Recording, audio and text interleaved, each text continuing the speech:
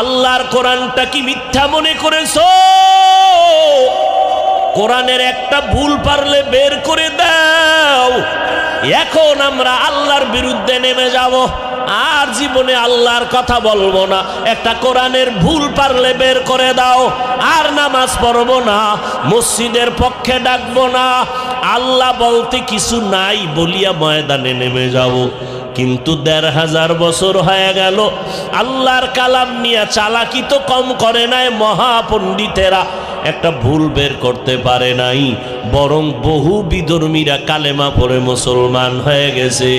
ও যুবক ভাই, নবীর আদর্শ দেখে কত বিধর্মী কালেমা পড়ে মুসলমান হয়, আর তুমি নবীর উম্মত হয়ে মুসলমানের ঘরে জন্ম নিয়া বেঈমানের পা চাটা গোলামি করো। ও আল্লাহর বান্দারা, মাইক যদি আওয়াজ না দেয় ফেলে দাও, এটা গুণের মাইক না। বাতি যদি আলো না দেয় ফেলে দাও, গুণের বাতি না। যদি পাখা বাতাস না দেয় ফেলে দাও, গুণের পাখা না। আল্লাহ মানুষ কেন বানাইছেন? আল্লাহ বলেন, আমি মানুষ বানাইছি ইবাদতের জন্য। কি জন্য?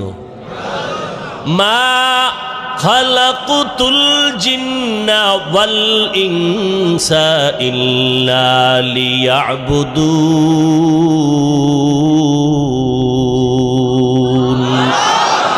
মা খালাকুতুল জিন্না ওয়াল ইনসি বাখা, জুজ ইবাদত নিস্তে মাকসুদ আজ্জাহা।